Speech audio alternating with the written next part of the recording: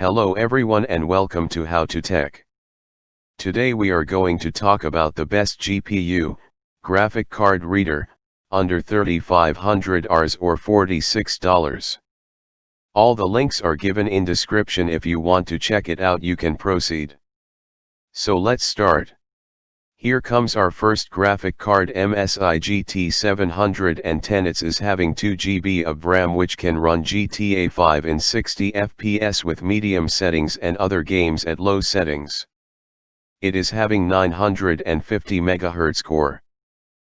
The next one is of Asus GeForce GT 710. It is having 2 GB of RAM in DDR3 version. It also has automatic VSYNC which removes the stuttering of games. Mostly happens in potato PCs. You can play Fortnite, GTA 5 and PUBG Mobile with emulator on this easily at medium settings. As the third one is the Asus NVIDIA GeForce GT 710 with 2 GB of RAM which also supports DirectX 12 version. You can play almost all the games in medium settings on this. So that was all about the best GPU under 3,500 rupees or $46. If you want any type of budget